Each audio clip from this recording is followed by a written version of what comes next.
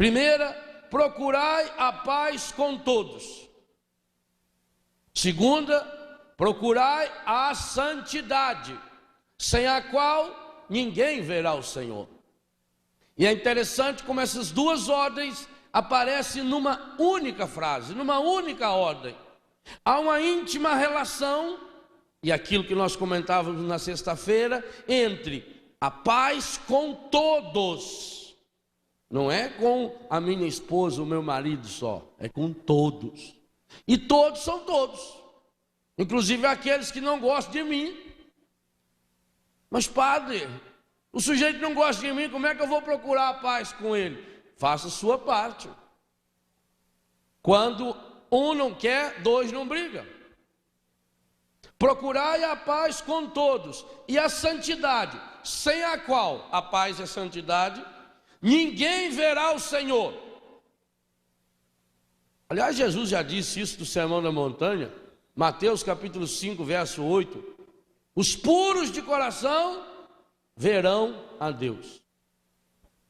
E o verbo aqui é procurar. Se você perdeu alguma coisa, você procura até que hora? Até achar. E aí vem a prática do perdão, de modo especial, aquilo que São Lucas nos conta no capítulo 6, a partir do versículo 27.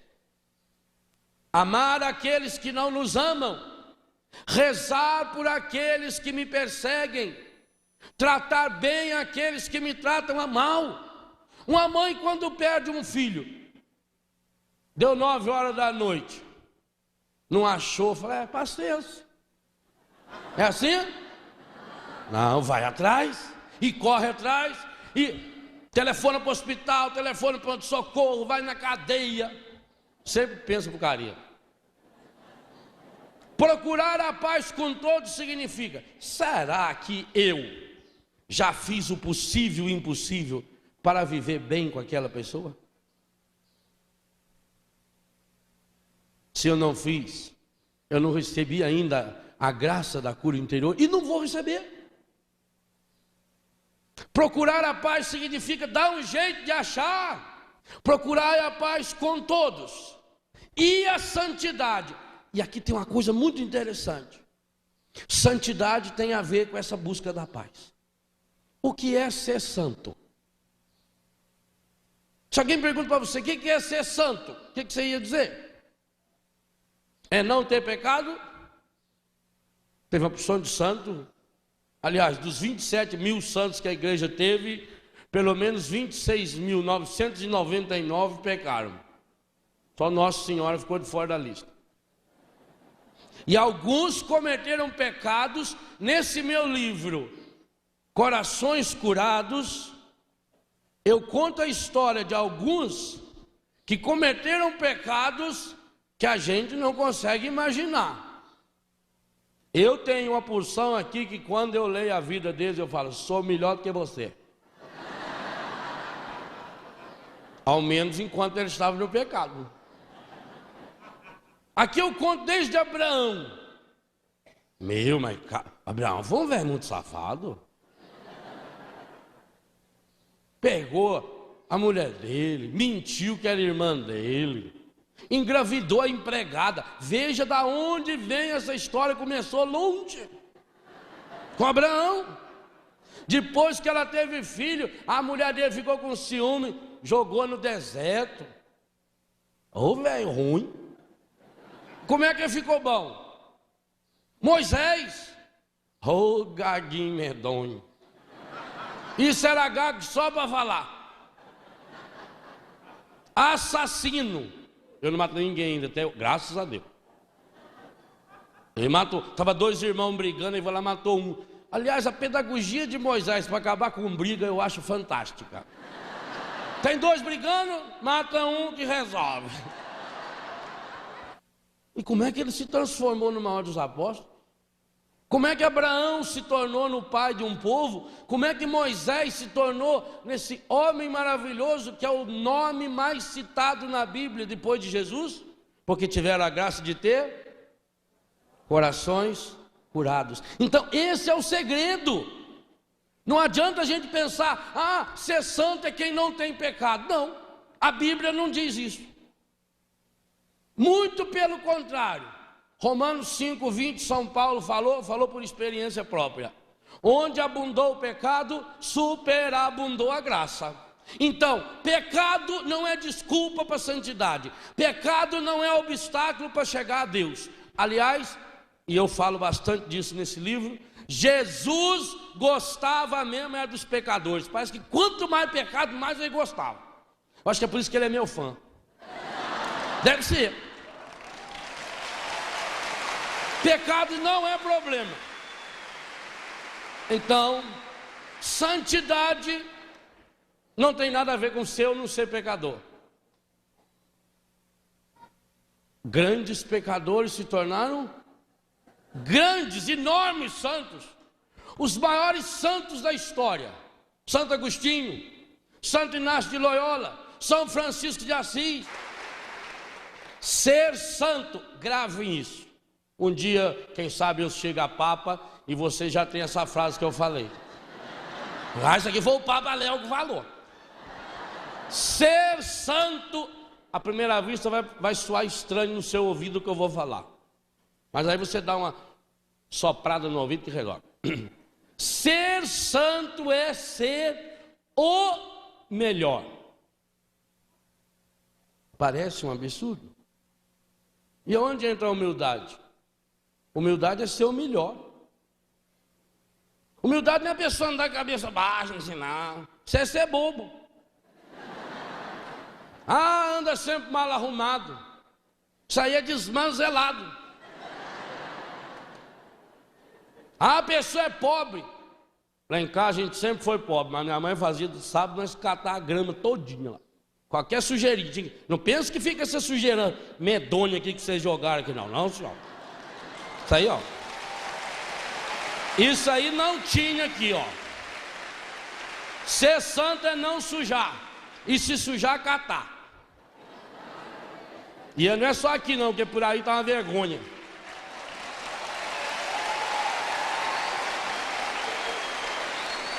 Ser santo é ser o melhor. Ora, por quê? Eu fui criado único. Nós não rezávamos isso ontem à noite? Eu sou único. O meu dedão conta isso. Nesse pedacinho do dedo aqui, a ciência diz que no mundo tem 6 bilhões de pessoas. Como é que eles contam isso? Eu não sei até hoje. Que toda hora está nascendo gente.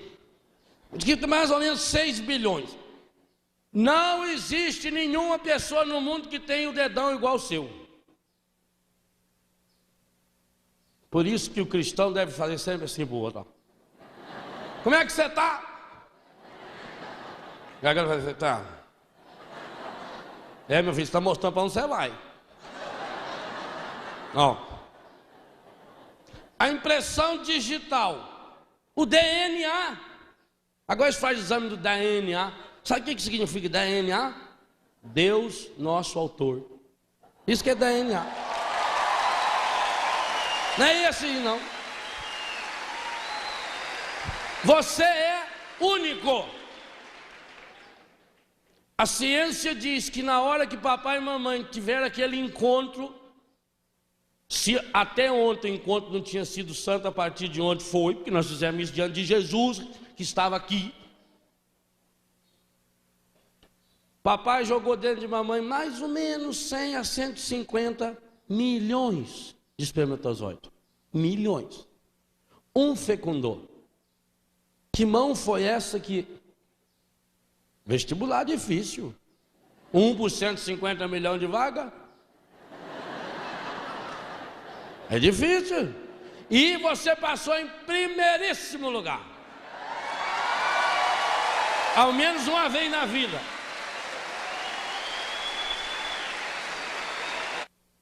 O único lugar que Deus põe a mão, o útero. Ora, Deus pôs a mão no útero da minha mãe e fez eu. E fez você. Para quê? Para ser essa porcaria que você tem sido? Isso é a maior ofensa que tem a Deus. O demônio que gosta de diminuir a pessoa. Porque eu sou fraco. É fraco? vai para o inferno. Fraco, lugar de fraco é no inferno. Eu não gosto de gente fraca. Eu não gosto de gente mole. Lugar de gente mole, para baixo. Aponta a seta para ele. Pessoa cabisbaixa. Tem que acabar com essa bobagem de reencarnação, gente. Isso aí é coisa para anta. Aliás, anta não pensa nisso. Anta é um bicho que não pensa. Eu gosto de anta. Anta é sossegada lá. O menininho estava no zoológico. Que a mãe dele olhou uma anta e falou: mãe, olha, mãe, aquela anta lá, mãe. Não parece a tia das dores, mãe. Falou: filho do céu, não fala isso, filho. Falou: oh, mãe, a anta não escutou, não. Eu gosto de anta por isso, né? Anta é sossegado, tá nem aí, anda comendo, balançando lá. Tudo tá bom. Tem que acabar com essa bobagem de acreditar em reencarnação. Você tem que dizer para as pessoas: primeiro, olha o meu dedão. Então para que Deus fez isso aqui? Para que tem DNA? Gente, Deus não trabalha com lixo reciclado. Isso aí é coisa moderna. Agora Deus vai aproveitar espírito velho em corpo novo. Ah, deixa de ser besta.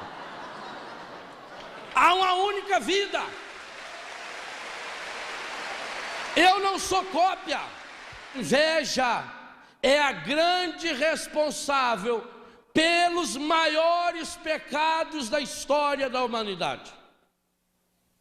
Primeiro, por inveja, livro da sabedoria, capítulo 1 e 2.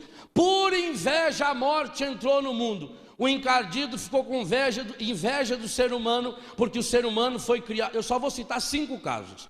Porque o ser humano foi criado à imagem e semelhança de Deus para ser o melhor, para ser a melhor. O primeiro caso, a morte entrou no mundo provocado pela inveja. Livro da sabedoria, capítulo 1 e 2. O encardido ficou com inveja do ser humano, porque o ser humano foi criado à imagem e semelhança de Deus. E a segunda grande inveja, a segunda grande raiva, ligada a essa uma ainda do encardido, é que o ser humano, homem e mulher, chamado à missão de ser pai e mãe, recebe na Bíblia o título igualzinho a Deus: honrar o pai e a mãe. E isso o encardido não se conforma. Então a primeira coisa que a inveja provocou, a destruição da comunhão do ser humano com Deus através do pecado. Segundo exemplo terrível de inveja, o primeiro, fratricídio. O que é fratricídio? Irmão matar um irmão. O primeiro fratricídio da história, Gênesis capítulo 4, está muito claro lá. Caim matou Abel e a causa foi a inveja. E por que a inveja entrou no coração de Caim? Porque Abel ofereceu um sacrifício melhor do que o dele. Terceiro exemplo terrível que a inveja provocou: os irmãos de José do Egito ficaram com inveja porque o pai Jacó fez uma túnica mais bonita para José. E eles começaram a remoer. E aí entrou aquele processo do ressentimento. Quando você fala, o ressentimento aumenta. Você fala para alguém e aumenta. Os 10 irmãos foram trabalhar e um começou a falar: você viu, o pai comprou a túnica, fez uma túnica. É o queridinho dele, aquela túnica, não sei o que tem. E o pai amava igual, tanto que mandou José ir lá no campo com aquela túnica, porque foi feita a túnica para servir e não para se gabar. E o José vai lá no campo para levar comida, saber como eles estavam, mas o coração deles já estava contaminado pela inveja. E quando eles viram, eles começaram a tramar: ah lá está vindo ele, o que nós vamos fazer? Nós vamos matar. E se não fosse passar uns mercadores árabes, José do Egito teria sido morto. A escravidão do Egito, a perca da comunhão da terra prometida, a perda do paraíso, a comunhão familiar, Caim e Abel. Agora a terra prometida, o povo de Deus que vai ser escravo no Egito. Quarto exemplo terrível da inveja tem a ver com o nosso Senhor Jesus Cristo. Antes dele nascer, Jesus é da descendência de Davi. Está no livro de Samuel, capítulo 18, seguintes: a grande inveja de Saul para com Davi, porque Davi matou o Golias, porque Davi era ungido do Senhor, e Saul então não recebia mais os elogios, porque todo mundo falava bem do Davi, e o Saul ficou com inveja. E depois que o Saul foi marcado, mordido pelo vírus da inveja, o vírus da inveja gera uma perseguição, uma luta, tem que destruir o outro, e Saul foi e tentou destruir muitas vezes, e Davi tentou de todas as formas mostrar para Saul: Saul, eu não estou contra você, eu até já podia ter matado você, aquele dia que você estava lá na gruta fazendo o serviço, eu fui lá, peguei a flecha, podia ter te matado. Mas aqueles que estavam em volta de Saul, leiam a partir do 18 do primeiro livro de Samuel, aqueles Saul foram falando mais, e a inveja foi aumentando. Consequência, Saul perdeu a graça de Deus, Saul perdeu o Espírito Santo por inveja. E o quinto e mais terrível exemplo, foi tão terrível que São Mateus, no capítulo 27, a partir do versículo 17 e 18, diz que Pilatos descobriu. Por que Pilatos tentava libertar Jesus?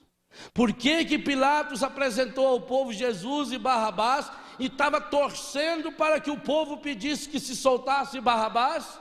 O Evangelho diz muito claro, abre aí, é só um versículo, Mateus, capítulo 27. Isso a gente não pode perder, isso é uma graça muito grande de Deus, a gente está atento. Mateus capítulo 27, versículo 18.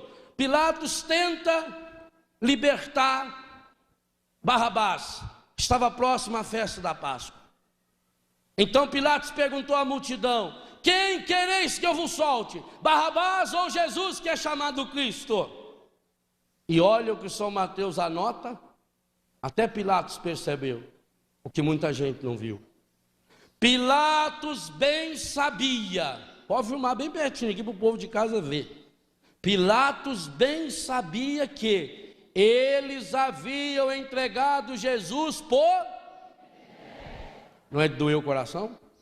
Quando você começa a ficar com ciúme do irmão de comunidade, quando você fica com ciúme porque o sujeito está lá na frente cantando, tocando, fazendo alguma coisa, quando alguém vem elogiar um irmão na comunidade e você diz: mas... É nessa hora que o encardido está entrando no seu coração. Manda a inveja, essa raiz venenosa que contamina a massa toda, chama-se inveja. E a inveja, ela é o primeiro fruto do ressentimento. Quando Jacó fez a túnica, os irmãos ficaram ressentidos. Quando Abel ofereceu o sacrifício, Caim ficou ressentido. Quando Davi mostrou-se mais forte e venceu a batalha, Saul ficou ressentido. Então, primeiro vem algo exterior, uma bobagem. De José foi uma bobagem tão grande, foi a túnica dele, uma roupinha nova que ele ganhou. Mas aquilo entrou e foi ressentido. E aí começa a adubar isso. E vai adubando como? Já falei isso. O processo em que o ressentimento se forma, nos deforma e se manifesta. Esse é o processo. Ele se forma dentro de nós, por uma palavra, um gesto, uma coisinha à toa. A gota d'água, o povo ainda diz, foi a gota d'água. Ele se forma. Depois que ele se forma no seu coração, ele deforma o seu coração. Ele não deixa mais seu coração amar. E depois que ele deforma o seu coração, ele começa a brotar. E ele vai brotando através de intriga, de briga. É aquela pessoa que é sempre a favor do contra. Você conhece lá assim? Sujeito que é sempre a favor do contra. Só porque o fulano falou, eu já sou contra. É aquela pessoa que sempre dá o palpite diferente. Sempre está buscando briga. Ela sempre sabe mais. Ela que sofreu mais. Deixa eu ser besta. Você está dentro de você cultivando uma planta venenosa. Essa tradução da Bíblia da CNBB é melhor do que da Ave Maria. E essa tradução aqui deixa muito claro: é uma raiz venenosa. E o que é raiz? Cresce para baixo e a gente não vê. Isso que é raiz? Você já plantou mandioca alguma vez na vida? Coisa mais fácil que tem é plantar mandioca. No meu livro Cura Interior eu conto a experiência de plantar mandioca. Corta os pedacinhos da mandioca assim. Agora ainda dá tempo de plantar. O papai falou que até novembro ainda dá para plantar e tá na época ainda. O pai faz a couve, né? Aí você joga a mandioca dele e mete uma pesada assim. Você vai. Coisa mais fácil que tem. Serviço de criança, eu era moleque, fazia esse serviço. Quando eu chegava da escola, o papai já tinha aberto um monte de cova. Pegava um borná, punha aqui e saía jogando. Que já é automático. Mas depois tinha que arrancar a mandioca. É dureza. Eu era pequenininho, tinha que arrancar um carrinho de mão cheia para tratar das galinhas, tratar da vaca, tratar do porco, tratar de nós. E o papai não deixava, a gente apanhava. Se ficasse mandioca enfiado na terra, tinha que arrancar tudo, porque Deus deu, você não pode desperdiçar. Isso eu aprendi em criança. Era dureza. E eu sempre cavucava. E tinha que cavucar com cuidado para não cortar a mandioca. Aí afofava a terra e puxava.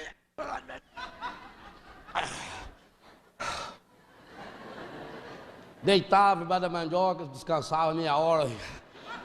Levava uma tarde. É difícil. E às vezes ainda ficava uma raizinha lá. Brotava. E como é que o pai descobria que ficou mandioca? Brotava, a gente apanhava. Tem que catar, arrancar tudo. A raiz vai enfiando, você não vê. Tem raiz que entra por baixo da casa. Tem raiz que sai no muro. E você já nunca viu passagem no muro de cimento nasce uma árvore. A raiz ficou lá dentro. Raiz cresce para baixo. O demônio é safado, ele é sem vergonha. Eu tenho tanta raiva dele, é por isso. E se eu me encontrar face a face com ele vai apanhar muito. É verdade. Ele é terrível. Como o pai é agricultor, ele copia as coisas do pai. A profissão número 1 do encardido e de todos os seus seguidores é ter inveja dos outros. Todo mundo que é discípulo do encardido vive com inveja da vida alheia. Sempre queria ter o que fulano tem. Viu a mulher lá? Tem. Ganhou um vestido bonito. Igual a mulher falando para o marido sentado sinal pêndulo. Ela falou: olha para você ver aquele casal novo lá de vizinho. Olha o marido como ele é delicado, ele beija a mulher, ele abraça. Ó. O que você não faz igual? Mulher, eu nem conheço aquela mulher, como é que eu vou lá beijar ela? Quando você viu isso? Depois da briga, você põe a culpa em mim.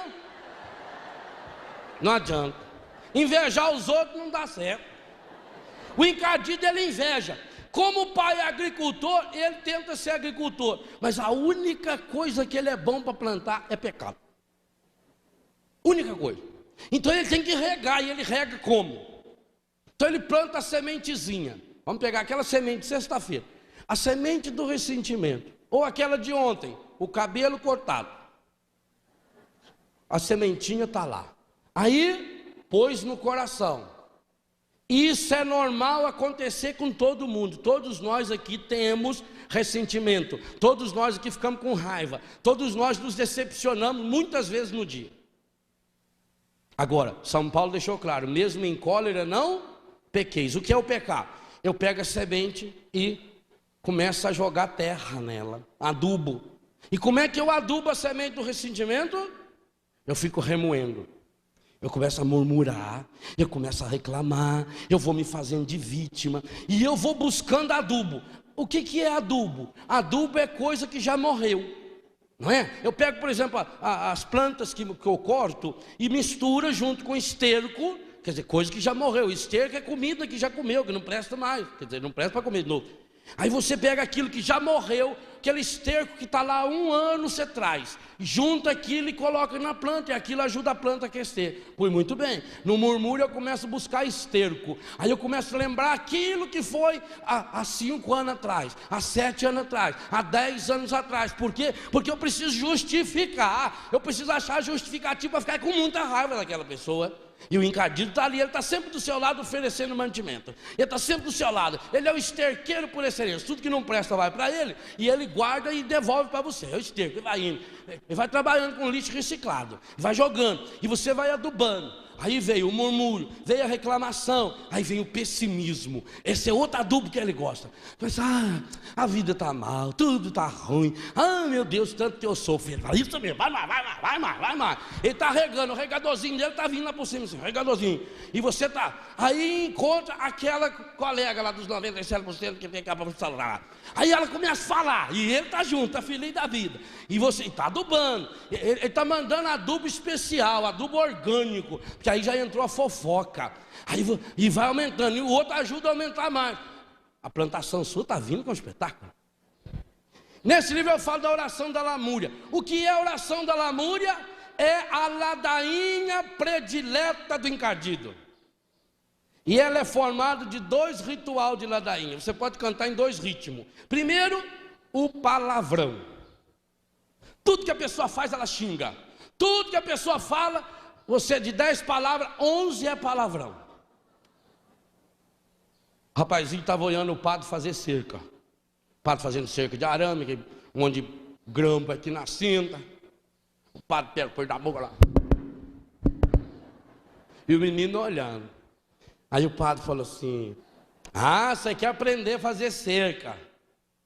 Não? Então por que você está olhando? Eu quero ver o que o padre fala a hora que martelar o dedo. O problema é que o encardido, a pessoa fala assim, não, porque a desgraça sempre vem acompanhada. Claro. O encardido só trabalha na sua vida se tiver bilhete de entrada, ingresso. Aí aconteceu um problema, você xinga, ele fala, pois não, seu desporto aqui, à vontade. Deu o bilhete para ele. Tem gente que já deu aquela carteira completa aqui. Ele já tem ingresso garantido para não sei quantos anos. Então, palavrão. Pois não, estou aqui, senhor. Chamou, estou aqui.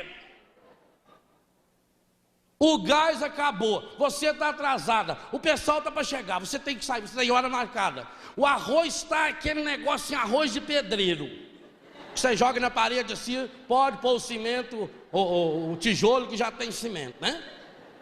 Aquele arroz medonho. E aqui não dá certo. Eu quero ver você fazer cura interior no fogão. Por isso que no livro Rezando a Vida eu ensino a oração do fogão. O fogão me fala de Deus. É a hora de eu olhar, não está saindo fogo, Senhor. Olha, sem gás o fogão não funciona, Senhor. Eu também sem gás eu não funciono, Senhor. Eu preciso desse fogo do Espírito Santo, Senhor. Às vezes tem gás, mas o fogo não vem. Está entupido os pitos ali, você tem que limpar aquilo. Senhor, está acontecendo isso comigo também, meu coração está sujo de mágoa, sujo de ressentimento. Desentope essa porcaria aqui, Senhor. Aí muda. Se não. Então, a primeira grande ladainha do encardido, palavrão. Será que você não anda falando muito palavrão? Segunda ladainha do encardido, reclamação. Aonde a pessoa chega, ela reclama. Tem gente que já treinou em falar mais da vida dos outros. É sempre o mesmo assunto, sempre o mesmo assunto. Chega no lugar e já começa o rosário. Ai, que coisa, né? A senhora soube o que aconteceu comigo? Nem conto para a senhora. Mas o que me ofendeu tanto. Você veja, a gente faz o bem para as pessoas, né? Olha. Aí o que a gente recebe nessa hora? Que adianta a gente sofrer, né? Parece que no mundo só o mal que dá certo. Será que você não está treinando muito a ladainha do encardido? Será que você não é daquele que reclama de tudo? Está sempre dizendo, vai mal, está tudo mal. Como é que você está? Mais ou menos. Mais ou menos? Tomara que vire de uma vez e desça. Um dia eu levei um susto aqui na Canção Nova. Eu cheguei aqui na casa do padre e estava o Dom Antônio, que faz o evangelho do dia. Disse: bom dia, Dom Antônio, tudo bem com o senhor? Ele apertou a minha mão e falou: Padre Léo, se eu dissesse que está tudo bem, eu estaria cometendo uma ofensa a Deus Nosso Senhor. O que será que aconteceu com o Dom Antônio? Ele falou: eu estou maravilhoso, eu estou ótimo.